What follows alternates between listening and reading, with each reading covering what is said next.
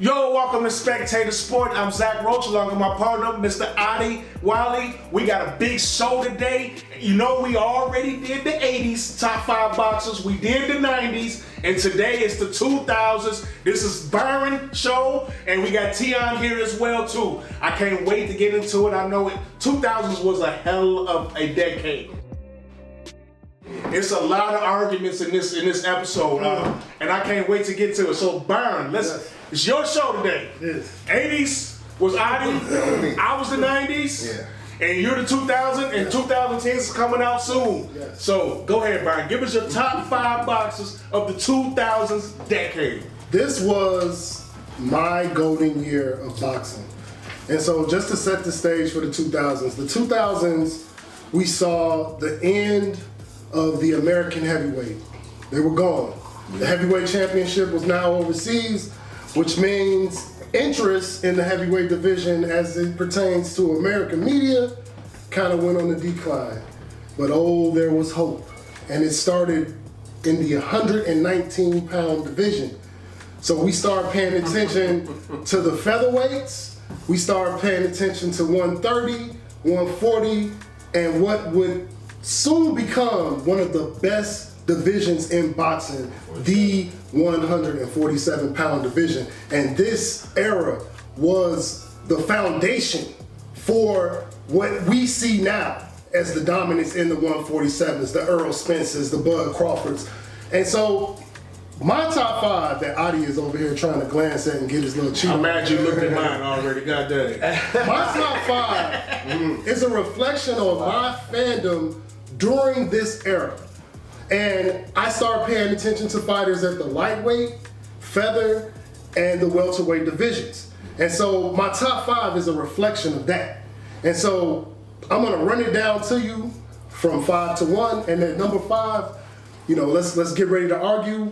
Juan Manuel Marquez. I'm not mad at that. One of the greatest I'm not mad at counter-punching Mexicans in boxing history. Counter-punching boxer. If you want to look at a fighter that was basically the equivalence of professionalism and brutality, it was Juan Manuel Marquez. And one might say he only could lose to greatness because he only lost to greatness between 2000 and 2009. He lost to Floyd Mayweather. Floyd Mayweather came in heavy. We're going to bring that up. He did come in heavy to beat him. He fought 2 hellacious fights with Manny Pacquiao. One a draw, and the other a split decision win for Manny Pacquiao. Highly competitive, and he also lost to Chris John, who is a pretty much unknown Indonesian fighter who didn't really fight out of Indonesia that much. But I mean, he ended his career at 48-1-3. And these are the only people that he lost to. He beat Rocky Juarez. He beat Marco Antonio Barrera. Ooh. He beat Juan Diaz. Ooh. And so at 5, Juan Manuel Marquez was somebody that you wanted on your pay-per-view, or not even pay-per-view, but you wanted him on your card because people were tuning in to see this guy fight. Okay, and at number 4, now this one was where we gonna start getting a little beef. Okay. Nonito, the Filipino Flash Donaire. Oh, wow. Nonito Donaire, the featherweight. 13 knockouts from 2000 to 2009. And now, what Nonito was, he was the heir apparent for Manny Pacquiao, who was rising up into the welterweight or the lightweight and the welterweight divisions. And so he came in and just started out an absolute dominant stretch where he was knocking out everybody that he fought, including the 2007 knockout of the year over Victor Darchinyan. A lot of people didn't see that. It was on HBO late at night, and it was a hell of a fight. And so at number 4, I have the Filipino Flash, who had only one loss between 2000 and 2009, 13 knockouts. And at number 3, That's where it gets. At number 3, I allowed the bias to take control. Wow! I allowed it to take control. Wow! But I know my Puerto Rican brothers will be happy. Miguel Cotto. At number 3. Yes! As Felix Trinidad goes into his slumber, now rises Miguel Cotto. And Miguel Cotto was a 147-pound champion, was a dominant young champion, beat Paulie Malignaggi, beat Carlos Quintana, beat Zab Judah, beat Shane Mosley. Miguel Cotto was a very, very good welter lightweight fighter. And some people say, Byron, how can you put him at number 3? And I will say this. There was a time when Miguel Cotto did call out a lot of these guys number 1. And he decided to fight one Carlos Baldomir instead of challenging Miguel Cotto for that 147-pound belt. But we're not going to take a shot at our number 2 fighter like that. Because at number 2, yes, I have one Floyd Mayweather Jr. I thought you was gonna put coming in at number 2. And the reason why I will never put Floyd Mayweather at number 5, because although I am not a Floyd Mayweather fan, and everybody at this table knows it, there was a time I remember when we talked about it. for Floyd, but his nickname wasn't Money. It was Pretty Boy. And at the beginning of the 2000s, Floyd Mayweather Jr. wanted smoke with anybody that thought he wasn't what he was. And that's what he did. He ran 130 like it was his. He ran 140 like it was his. And then when he got to 147, he started to do a little running of his own. And hear me out. I don't hate Floyd Mayweather. What he did in the ring was absolutely special. But guys, if you're gonna put Floyd Mayweather over the obvious number 1, we're gonna get to him in a second. If you're gonna put him over that, we can't have a 2-year layoff between 2000 and 2009. And see them hands, they got to hurting after the De La Hoya fight, and he had to sit down for 2 years. And so because of this, and because of another factor, I had to anoint, the obvious. The Boxer Writing Association already has spoken this. The fighter of the decade. It has to be Manny Pac-Man Pacquiao. Mr. Anybody want it, they can get it. Let me tell you a little story. In 2000, Manny Pacquiao started his career, not his career, but started in the featherweight division at 119 pounds. At 119 pounds. He weighed in at 119 pounds. November 4th, 2009, he would be at 144 pounds, and he will be challenging one Miguel Cotto for his welterweight crown. And listen, we can go back and forth. That was at a catch. Yes. Yeah. We can go back and forth about who you like more in this era, Floyd Mayweather or Manny Pacquiao. The fact of the matter is they did have common opponents. They had Oscar De La Hoya, which Floyd Mayweather won a split decision over, and Manny Pacquiao made him quit on a stool. They did have a common opponent in Juan Manuel Marquez, one of the greatest counterpunchers in Mexico. Yes. And Floyd Mayweather, even though he fought him at a weight that Marquez had never been, he came in overweight. What's going on? Hard work. He comes in overweight. Yes, Manny fought 2 times against this guy. He had a draw, which was one of the greatest fights that I had ever seen. He didn't thrash. And then he had a split decision win. But hold on. Then there's Ricky Hatton. Okay. So they did both fight Ricky Hatton, right? And Floyd Mayweather, he did get a technical knockout of Ricky Hatton, right? But Pacquiao put Ricky Hatton in the hospital for 2 days. He couldn't even release a statement after that fight. I can't. And then comes November 4th, 2009. I came with this dude. And in 2009, November 4th, Manny Pacquiao solidified that he was the best fighter of this decade. And what he did in his 147-pound fight against one Miguel Cotto. which no one saw coming, which no one believed that it could happen. It actually derailed the fight of the century because Floyd got scared. He started thinking steroids. He didn't know what was going on. No. And thus ended the 2000s with the great Manny Pacquiao on top. And now we'll hear Teon's imagination list and be wooed by its nonsense. You know what? But I'm gonna give you. That's a hell of a list. I'm gonna give you some credit. The list is for Donaire was the gem that I was. That was a good list. I'm not mad at it. Yeah, Kodo, I'm not mad at that list. That list. I got some disagreements. So I like the list. I like the list. So I'm gonna come in hot. I'm gonna come in hot and start at the top and go to the bottom. You gonna stop at the top. Okay, I'm gonna start at the top. Okay. Oh. So a lot has happened over the past 24 hours. Everybody knows where I stand as far as boxing. As far as who I feel is where and who isn't. My number one boxer is Manny Pacquiao. What I have had to come to realize is things that me and both of these men have talked about plenty of times. The text message thread is insane. Let me just say that. If we could ever get an uncensored version, we might release baby snippets. I don't know. But it's insane. It's hilarious. I could hear Byron saying level of competition. I could hear Byron saying the amount of champions. Then me just knowing boxing and thinking about how he's moving up from weight class to weight class. Me and again some snippets, some off the air. Me and Zach was talking and Adi was talking before Byron got here. When you are a champion in a weight class and move up to another weight class, that almost guarantees you.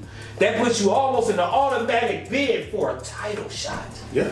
So the amount of champions Manny was fighting to not only get the belt, but to move up and try to conquer another weight class, I can't deny that.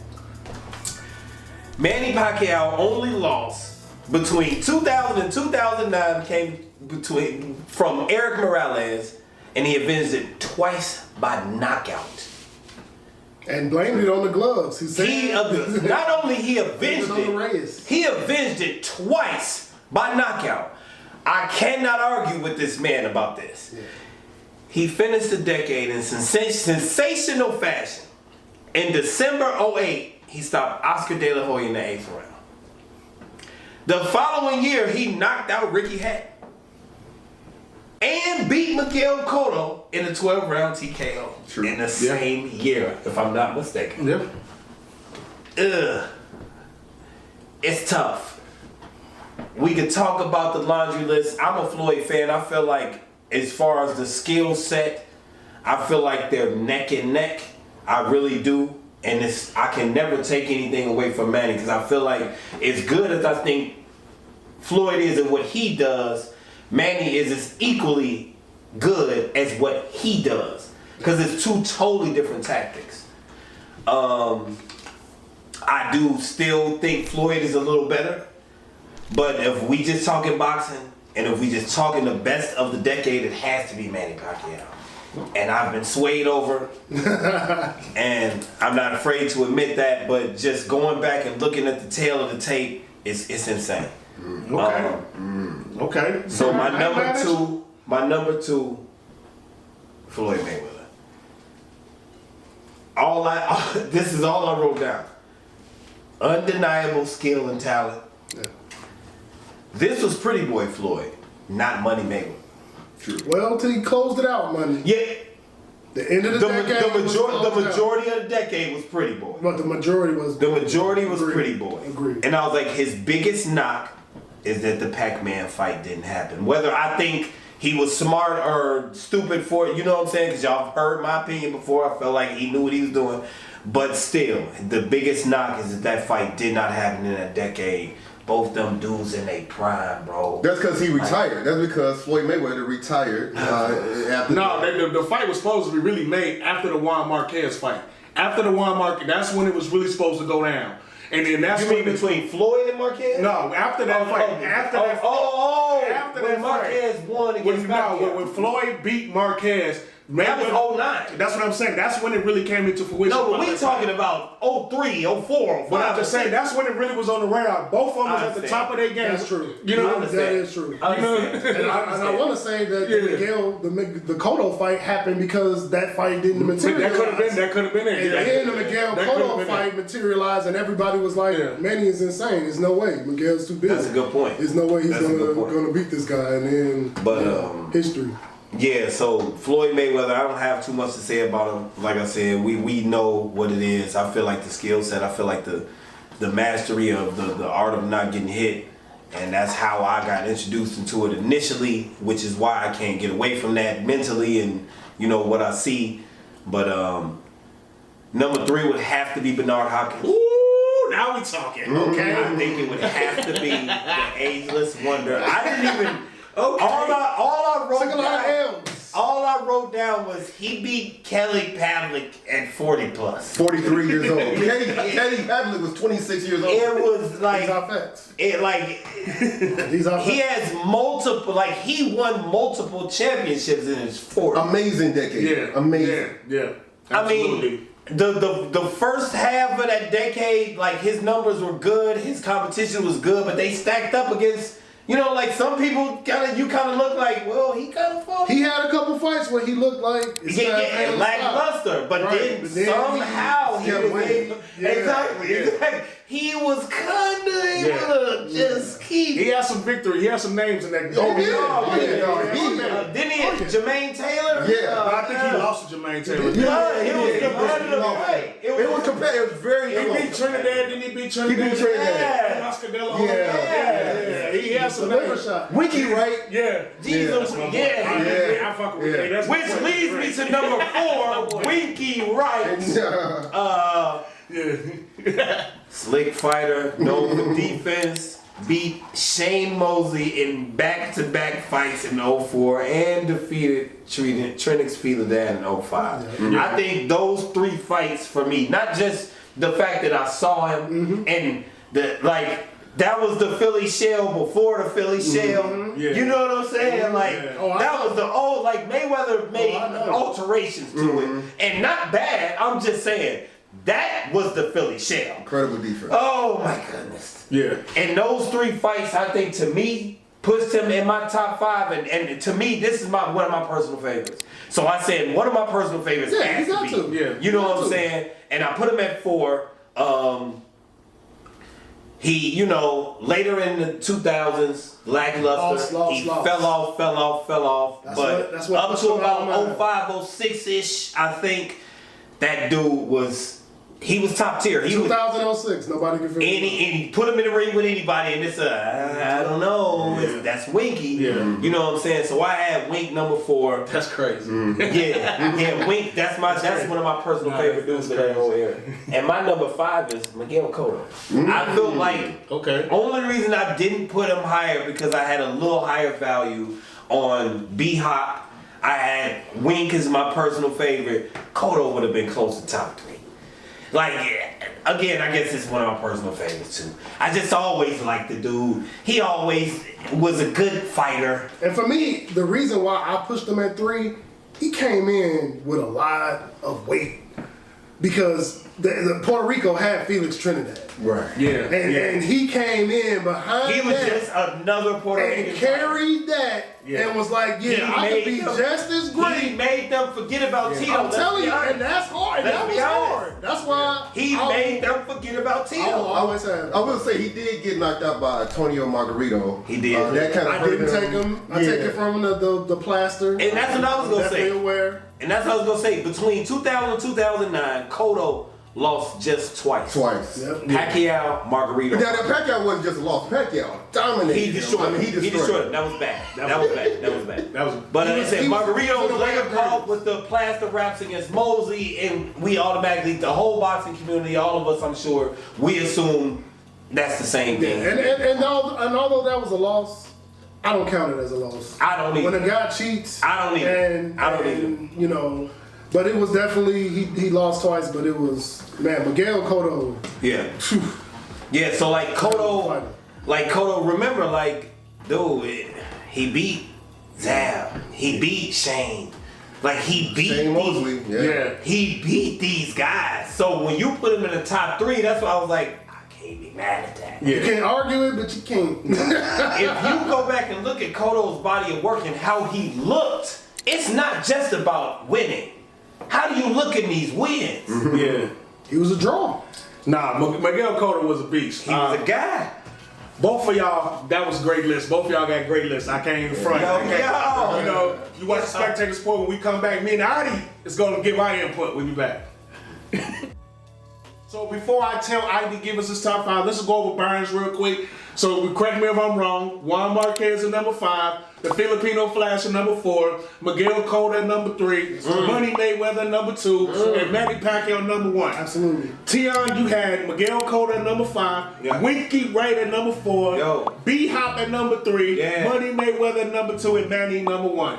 Great list. I mean, you could debate it all day, but it's strong arguments for everybody. So, Adi, now you know there are 2 lists. Architect. What's your thoughts? Okay, well, number 5 from Mexico, Juan Manuel Marquez. Okay, already. In his first fight versus Manny Pacquiao in 2004, it was a draw, but finally 4 years later, the rematch. It was a very close fight, but a counter left hook by Manny Pacquiao dropped Juan Marquez in the 3rd round. That proved to be the difference in the fight, okay? And that split decision loss by Manuel Marquez, as one judge had it 114-113, okay? But Juan Manuel Marquez, he beat another great Mexican fighter, Marco Antonio Barrera. That was a great, that was a great. Definitely a lot of action in that fight. And he was ducked by, earlier in the decade, he was ducked by Prince Nassim Hamed. Everybody. He was his mandatory challenger. He would not fight him, okay? And at number 4, I got Ronald Winky. Okay. I got Winky. Yeah. Okay. And in 2004, he became the undisputed junior middleweight champion of the world with a dominating victory over Sugar Shane Mosley, and he beat him in the rematch. He sent Felix Trinidad into retirement with another dominant win. He moved up to the middleweight division to fight the reigning champion, Jermaine Bad Intentions Taylor. It was a draw. It was a very, very close, very good fight. Now, Jermaine Taylor, he got stuck and took too many hits on the ropes too many times, but he did retaliate with lots of powered shots, attempting to penetrate that classic high guard of Winky Wright. Very close fight, but I gave a slight edge to Winky Wright in that fight. I scored it 115-113 for Winky Wright, but it was a draw. The tragedy of the whole thing is there was never a rematch. You know what I'm saying? That's a huge I never tragedy. even thought about that. Good point. They should have fought again. Good point. Now at 36 years old, Winky Wright would lose a very ugly fight that I don't want to watch again, I'm going to admit, against a 42-year-old Bernard Hopkins. Okay? B-Hop. And that's who I got coming in number 3, okay? The Executioner. I got the Executioner coming in at number 3. Now check this out. On January the 15th in the year 2000, Bernard Hopkins turned 35 years old, okay? And in 2001, against Felix Trinidad, a huge counter right hook in the 12th round ended Trinidad's night, okay? In 2004, against Oscar De La Hoya, in the 9th round, a left hook to the liver sent the Golden Boy down the canvas. He was in intense pain. His liver was just hurting really bad. He couldn't get up. He couldn't do it. 9th round knockout, okay? Now, Bernard Hopkins surpassed Sugar Ray Robinson and Marvelous Marvin Hagler for 20 consecutive title defenses as a middleweight, okay? That's crazy. An incredible accomplishment right there. But in 2005, his reign finally came to an end against a 26-year-old from Arkansas, Jermaine Bad Intentions Taylor. He had problems with him. Split decision loss to Jermaine Taylor. Very close fight. He just gave away too many early rounds. Joe Calzaghe. And then Bernard Hopkins, he lost to Jermaine Taylor again. Yeah, he lost in him the twice. rematch. Yeah, it was a double. twice. But he did bounce back with a win against Winky Wright. And at 43 years old, like Teon said earlier, he beat a 26-year-old Kelly Pavlik. Prime. So, I mean, that was an incredible. That's decade. incredible. That was incredible decade. Pavlik was a good That player. was And he beat Antonio Tarver for the light heavyweight light championship. he won The oldest light heavyweight champion That's of all right. time. I mean, that man got some. So now at number 2, Oh boy. from Grand Rapids, Michigan, Floyd. Boy, Floyd Mayweather. This is gonna be something. Now, his father said, if you go by the point system, you got to give it to Oscar. Floyd Mayweather's father believed that Oscar De La Hoya beat him in that fight. That's a lie. And there's one judge, It wasn't even close. Tommy Kazmarek is the only judge in history to score a fight to say that Floyd Mayweather lost a fight. And hey, you know what? I'm gonna go with it. I gave rounds 2 through 4. Yeah, I'm gonna go with it. And 7 through 9, so Oscar De La Hoya, I had a draw. Okay, I had to fight a draw. He looked good in the later rounds and championship rounds. Yeah. Floyd Mayweather did play he did fight very, very well. But in Oscar De La Hoya did his classic, getting tired, Take not it off. closing the fight. Not closing the At some point, Oscar De La Hoya did this. When the windmill came out, he officially was a woman in the ring. Hey, It looked aggressive, but it wasn't hitting him. He wasn't really hitting Are we him. lying? Everybody go watch. I'm not buying it. But go Wish ahead. we had a rematch. The windmill came out. yeah. I'm not buying it. The rematch was scheduled. Not buying it. The rematch was scheduled for the fall of 2008, but a few months prior, at age 31, Floyd Mayweather retired from boxing. I don't want to no more. And You gotta chill. he retired before the rematch can go. And but less than 2 years later, almost 2 years later, he came back against Juan Manuel Marquez. He had a super fast, quick lead. Left hook was drop Marquez in the second round. He would get up. He's a tough guy, but he lost by unanimous decision. Okay, so he beat Juan Manuel Marquez. So instead of getting a much anticipated rematch against Floyd Mayweather, Oscar De La Hoya had to fight a man who would brutally end his career. Number 1, Manny Pacquiao. Yep. That's who I got at number 1. I love it. The 2000s fighter of the decade, the pride of the Philippines. Okay, and so like we said earlier, in 2004 against Juan Manuel Marquez, it was a draw. Okay, for Manny Pacquiao. But however, here's how Pacquiao was ripped off. Okay, in that fight, in the first round, Pacquiao knocked Marquez down 3 times. That round should have been scored a 10-6 round. But one judge, his name is Bert Clemens, he erroneously, or shall I say he fucked up, and scored that round 10-7. Yeah. Okay? The architect. So Bert Clemens, his final scorecard read 113 for a draw. It should have read 113-112 for Manny Pacquiao, and he would have won the fight. He was ripped off. Okay. Oh, wow. And so Didn't know. there is another man, another great Mexican fighter, the only man to defeat Manny Pacquiao in his prime, Eric Morales, in 2005, unanimous decision. He's the only man to do it. And but Pacquiao would get his revenge. 10th round TKO was the rematch, and the 3rd round knockout was the trilogy fight. Okay, Manny Pacquiao. Yeah. He also defeated the babyface assassin Marco Antonio Barrera twice.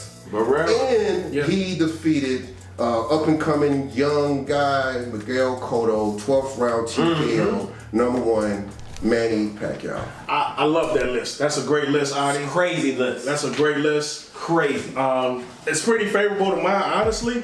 Honestly, we agree on a lot. And number 5, I had Juan Marquez. Yeah. I definitely had, what you just brought up, getting knocked out 3 times and able to survive that and get up and continue the fight against Manny Pacquiao is an accomplishment in itself. Yeah, You know what I'm saying? Yeah. We can talk about the Yeah, scoring, but step. the fact that he was still able to take that and making a decision Insane. after getting knocked out 3 times is incredible. And he only lost to the greats. I mean, that's That's true. I gotta give him credit on that. I can't front on that.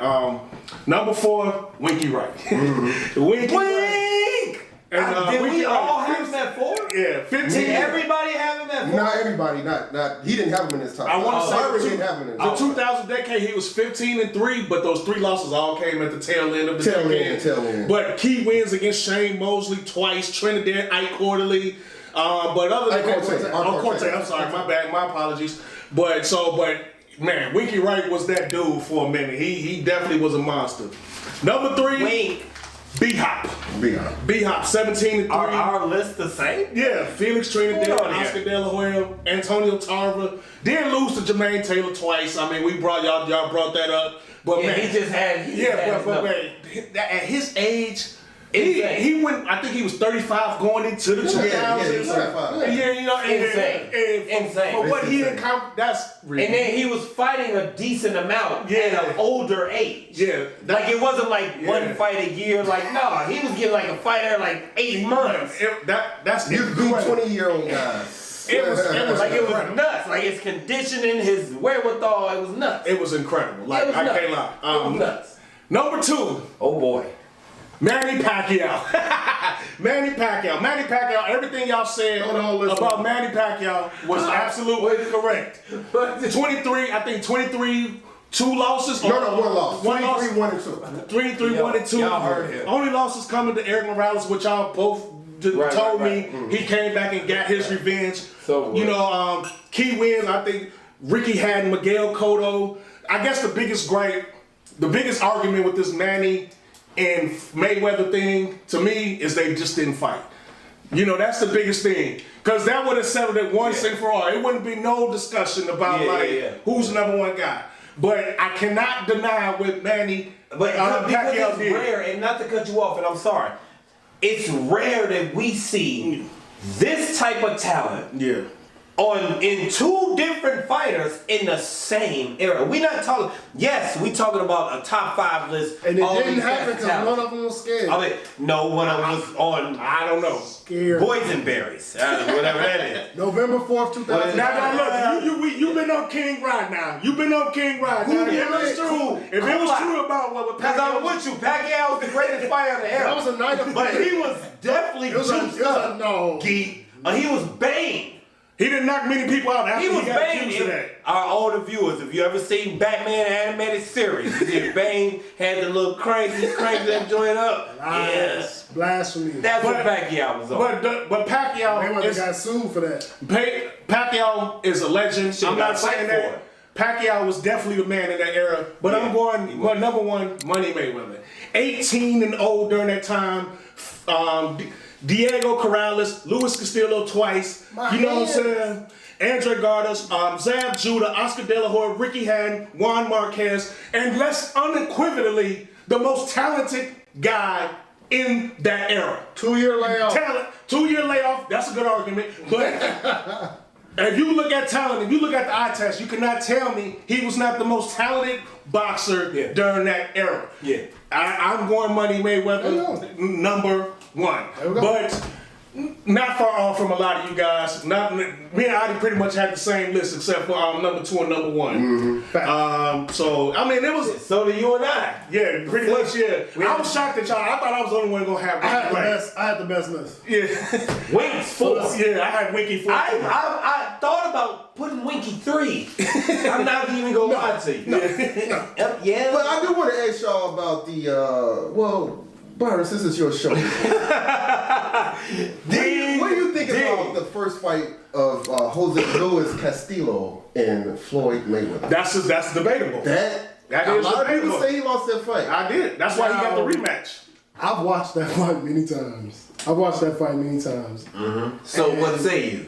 I actually think Mayweather won that fight. Y'all heard? But I do think it was a very razor thin fight. But this is my problem with Mayweather. Mayweather never put the exclamation points on those fights that he fought that were highly competitive. It's no decisive. He never wanted to fight him again. Yeah. And I think that's, for me, that's what separates the greatness between him and Manny Pacquiao. Didn't he fight Castillo? He did. He did, but again, But you gotta understand what Byron said. In the totality of some of these fighters, some of these fighters who could push you to the brink. He never Manny won to fought them both. So let's look at the fighters that pushed Mayweather to the brink. Did he? I mean, Oscar De La Hoya didn't fight him again. I don't think that. I don't think That was to the a brink. close fight. I don't think That was a close fight. It was a split decision. I get it. I was judged. Let us know. Y'all let us know in the comments. Do y'all think Mayweather and De La Hoya was close? That was close. That was not that close. How long? How many years between him and fighting Castillo? I think they fought Castillo and Oscar De La Hoya? No, I'm talking about the rematch between. They had it right away. That was right away. Okay, and then who was the other guy? And Mayorga was the other back-to-back that he No, he fought what's his name too. This was later though. It wasn't in 2000. It was the boy that beat Adrian Broner. What's his name? The boy Medina. That was all. He fought him back to back. That's what I'm thinking. I'm not thinking Mayorga. I was thinking Maidana. Yeah, those are the two guys that when it was questions if Mayweather won in any fight that Mayweather when it was every other fight to me, in my opinion, y'all say De La Hoya. That was a close fight. No, listen to me what I'm saying. I don't think so, but y'all think so, that's fine. I don't think it was that close. But other than that fight, if y'all want to throw De La Hoya in there, every other fight that was considered close, what other fight besides those two, Castillo and Madonna, was considered close fight? Well, Castillo was me. You Madonna was that okay. exclude De La Hoya. I don't think it's close, but okay. Madonna wasn't considered close. It's the only fight that Madonna had a couple good rounds. That's all that is. Yeah. That shit wasn't. It was a lot of people saying that Floyd might have lost that fight. I hear what you're saying. Madonna had like four good rounds, like solid, really good rounds. I'll tell you what Floyd said after the Oscar De La Hoya fight. He said, look at the CompuBox stats and you see that I beat him. Now, if you look at the CompuBox stats against Jose Luis Castillo, okay, Castillo in the first fight, Floyd landed 157 punches, Castillo landed 203 punches. Floyd landed 66 power punches, Castillo landed 173 power punches in that fight. Okay, so, and you know, you can say Castillo won 5-9 and 11 and 12. I was mistaken on that fight. I was thinking of You talking about the boy that punched his arm? Yeah. You talking about that's another fight that Floyd Mayweather would have lost to dude and punched himself out. Right, so the Castillo fight I'm gonna have to watch again. But I do remember the controversy of the CompuBox of that fight where Castillo seemed like he landed more significant shots. That's what the stats said. And that's what the stats said, and they still awarded the fight to Floyd Mayweather. But the thing is, I think in 2002 that wasn't money, that was Pretty Boy.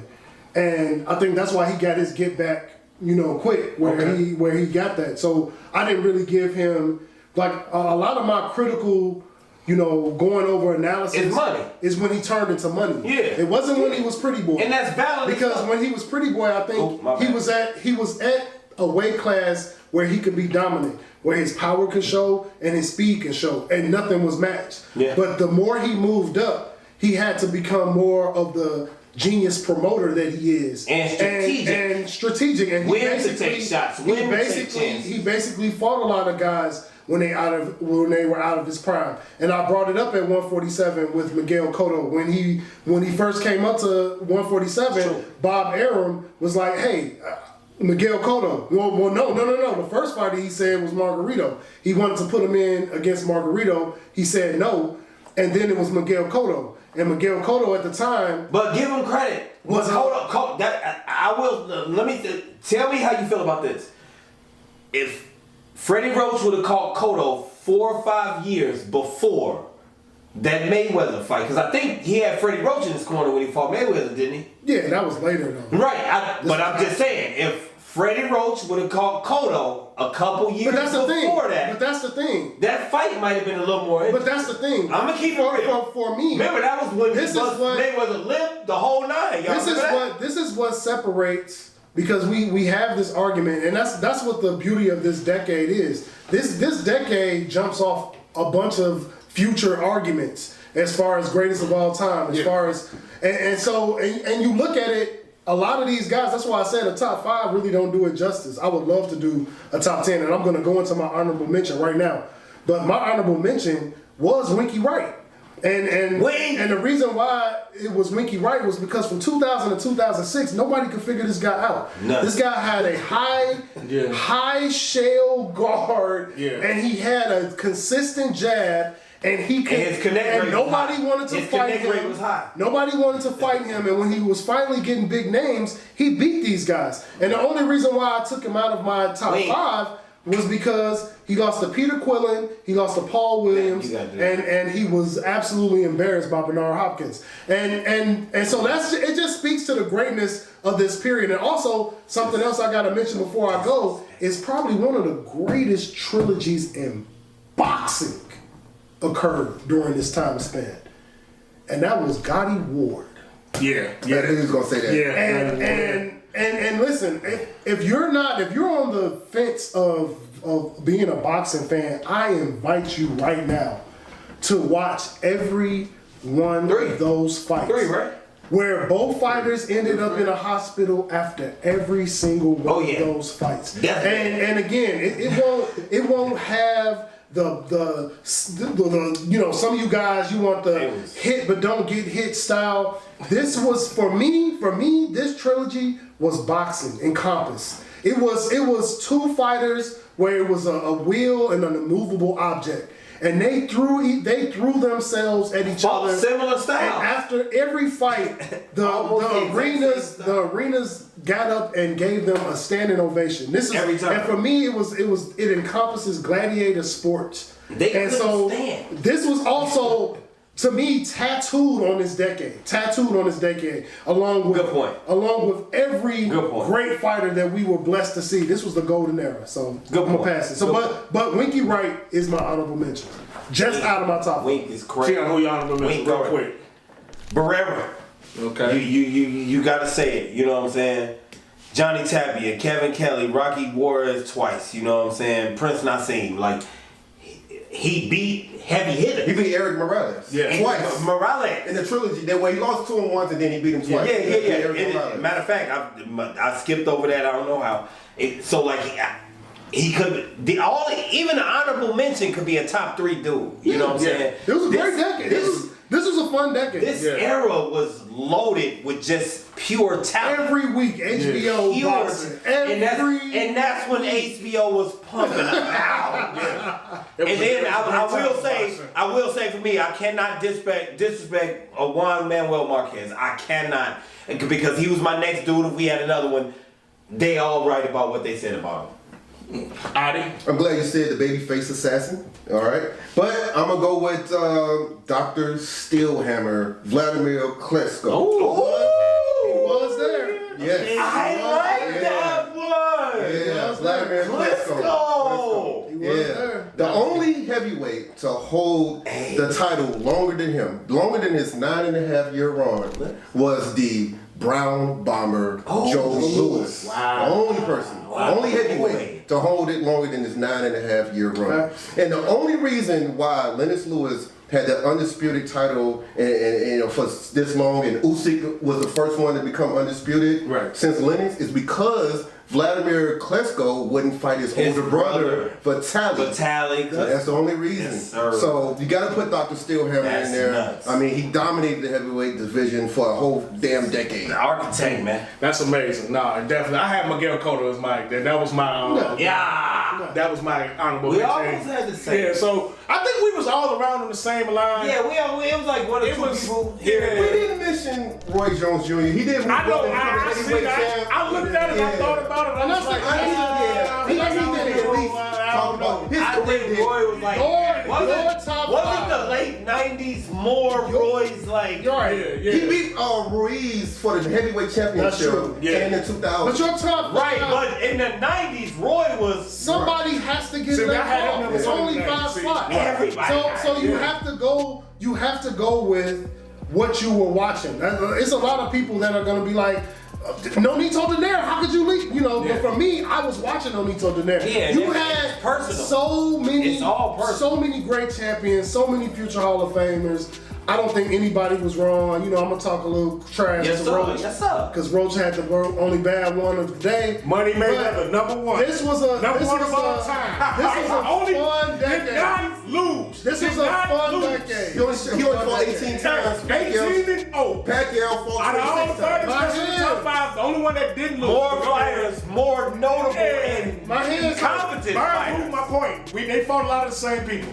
No, not a lot. Hey, 3. You've been watching Spectator Sporting. I'm Zach Roach. My partner, Mr. Adewale. Thank Byron. Thank Teon. Make sure you go on Spectator Sporting. Subscribe to that page. Leave a comment. Tell us what you really think about this life. Tell us how wrong we were. Tell them how right I was. But in the meantime, in between time, we out. Yo.